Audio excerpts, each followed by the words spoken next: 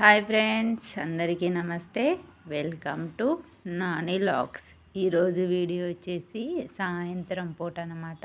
Evening కూరగాయలు ఏమి లేక ఉన్న 2 ఆలుగడ్డలు క్యారెట్తో ఆలు బిర్యానీ అయితే చేశాను. చాలా బాగుంటుంది.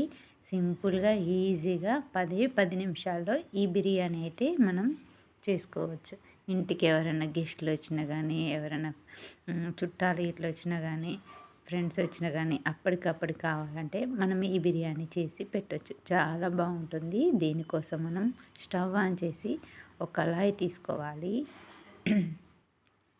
దాంట్లో ఒక 2-3 స్పూన్ల నూనె, కొద్దిగా నెయ్యి ఉంటే నెయ్యి కూడా యాడ్ చేసుకోండి. నెయ్యి వేసుకుంటే చాలా బాగుంటుంది.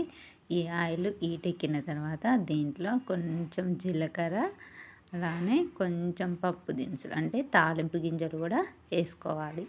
ఇవన్నీ వేసుకున్న తర్వాత దీంట్లో బగారా సామాన్ అంటే జీడిపప్పులు, ఇంకా అన్నీగా జీడిపప్పులు వేసుకోవచ్చు. బగారాకు సంబంధించిన లవంగాలు, యాలకులు, దాల్చిన చెక్క, సాజీరా అవన్నీ వేసుకోవాలన్నమాట. వీటితో పాటు బిర్యానీ ఆకు కూడా వేసుకోవాలి. మీకు కావాలంటే జీడిపప్పులు వేసుకోవచ్చు, లేకపోతే లేదు, మీ ఇష్టం అనమాట. వేసుకున్న తర్వాత ఇవి బాగా ఫ్రై కావాలి. వీటిని బాగా ఫ్రై చేసుకోవాలి. మాడకుండా సిమ్లో పెట్టుకొని మంచిగా దోరగా ఫ్రై చేసుకోవాలి. ఈ ఫ్రై అయినాక సన్నగా తరుపుకున్న పచ్చిమిరపకాయలు వేసుకోవాలి. ఉంటే ఇందులో కారం వేయట్లేను, మొత్తం పచ్చిమిర్చితోనే చేస్తున్నా కాబట్టి చాలా పచ్చిమిరపకాయలు అయితే వేసాను. పచ్చిమిరపకాయలు ఉన్న ఆనియన్స్, సన్నగా తరిగిన ఆనియన్స్ కూడా వేసుకొని ఇవి బాగా ఫ్రై అయ్యేదాకా, ఈ మొత్తం మగ్గేదాకా వేయించుకోవాలన్నమాట.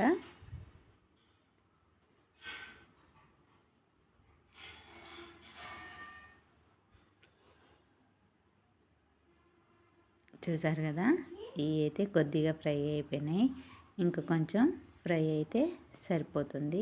ఎందుకంటే పచ్చిమిర్చి కొంచెం మగ్గాలన్నమాట, కొంచెం పచ్చి పచ్చిగా ఉన్నాయి. చూసారు కదా, ఇంకా కొద్దిగా అయితే పచ్చిమిరపకాయలు అనేవి మగ్గితే సరిపోతుంది. ఇవన్నీ మగ్గిన తర్వాత దీంట్లో ఒక క్యారెట్, సన్నగా తరుపుకున్న క్యారెట్, ఒక ఆలుగడ్డ, మీ దగ్గర బీన్స్ అవన్నీ ఉంటే క్యాప్సికమ్ అవన్నీ ఉంటే కూడా వేసుకోవచ్చు. నా దగ్గర ఈ 2 ఉన్నాయి కాబట్టి వీటితోనే నేనైతే బిర్యానీ చేస్తున్నాను. ఇవన్నీ బాగా కలుపుకోవాలి. ఇవి ఆలుగడ్డలు, క్యారెట్ తొందరగా మగ్గడానికి కొంచెం సాల్ట్ అయితే వేసుకోవాలి. సాల్ట్ వేసుకొని బాగా కలుపుకోవాలి. ఆలుగడ్డలు, క్యారెట్ ఉడికేదాకా మగ్గించుకోవాలన్నమాట.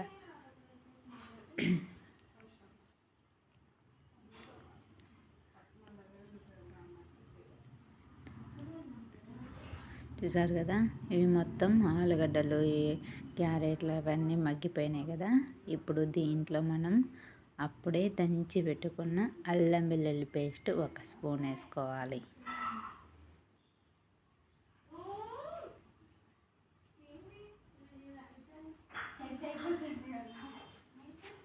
చూసారు కదా,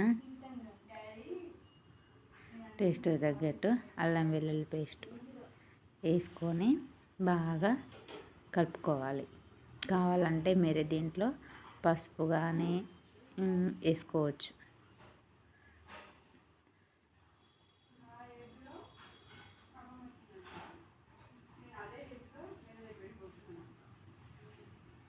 చూసారు కదా, బాగా పచ్చివాసన పోయేదాకా వేయించుకోవాలి.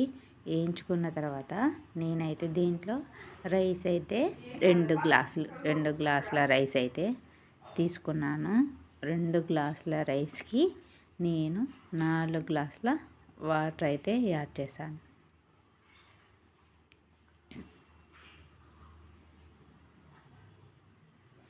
నేను మామూలు రైసే చేశాను, బాస్మతి రైస్ అయితే కాదు. అందుకనే కొంచెం లైట్గా కొత్తిమీర, పుదీనా కూడా వేసుకొని కొంచెం బాగా కలుపుకోవాలి. ఈ మొత్తం బాగా కలిపిన తర్వాత దీంట్లో మనము ఇవన్నీ ఉడికిపోయినాయనంట. ఆలుగడ్డలు, క్యారెట్లు, ఆనియన్స్ అన్నీ మగ్గిపోయినాయి కదా. ఇప్పుడు మనం దీంట్లో వాటర్ అనేది పోసుకుందాం. 2 గ్లాసుల రైస్ తీసుకున్నాను. అందుకనే నేనైతే 4 గ్లాసుల వాటర్ అయితే పోసాను.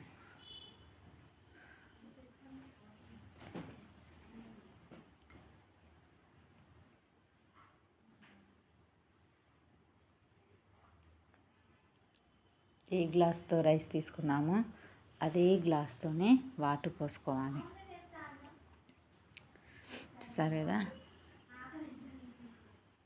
4 గ్లాసులు వాటర్ అయితే పోసుకున్నాను.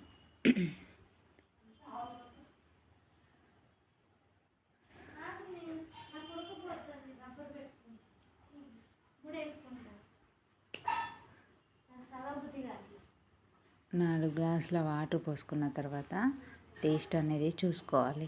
ఉప్పు సరిపోయిందా లేదా అనేది చూసుకొని, సరిపోకపోతే ఇంకొంచెం సాల్ట్ వేసుకోవాలి.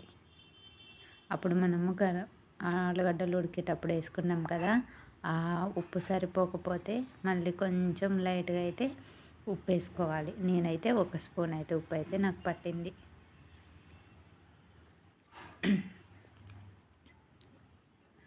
ఈ ఉప్పు వేసుకున్న తర్వాత ఈ వాటర్ బాగా కలుపుకోవాలి. తర్వాత బాగా మరగాలి. ఈ వాటర్ మరిగిన తర్వాత నేను కడిగి పెట్టుకున్నాను, ముందే నానబెట్టుకున్నాను 2 గ్లాసుల మామూలు రైస్ అనమాట, ఇంట్లో రైస్ ఇవి.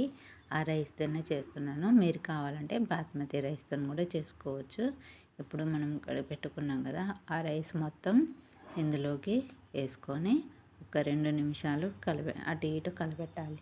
బాగా కలిపెట్టామనుకోండి, రైస్ నానినే కదా, అది ఇరిగిపోయి ముక్కలు ముక్కలు అవుతుంది. అందుకనే చిన్నగా కలుపుకోవాలి.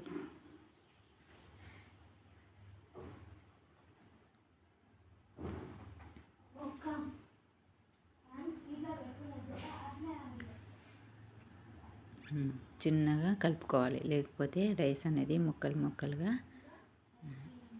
ఉడికిపోతుంది. మొత్తం అయితే ఉడికిపోయింది. చూసారు కదా, అన్నం అయితే ఇలా అయితే రెడీ అయింది. చూసారుగా, పుల్లలుగా పైన క్యారెట్ అవన్నీ కలపడుతున్నాయి కదా. చిన్నగా దీన్ని పైనుండి కిందికి ఒకసారి కలుపుకోండి, అంతే. వేడి వేడి ఆలు బిర్యానీ రెడీ అయితే అయిపోయింది. కానీ ఇంకా కొంచెం అయితే ఉడకాలి అన్నం, ఎందుకంటే పైనుంచి కింది నుంచి పైకి వేసుకోవాలి రైస్.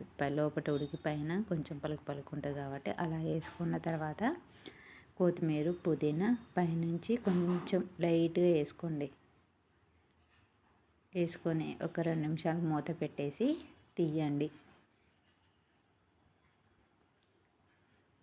చూసారు కదా, చిన్నగా మళ్ళొక్కసారి కింది నుంచి పైకి కలుపుకున్నారా. చూసారు కదా, అన్నం అయితే పుల్లలుగా ఎంత బాగుంది కదా. చూడడానికైతే నోరూరైతే పోతుంది.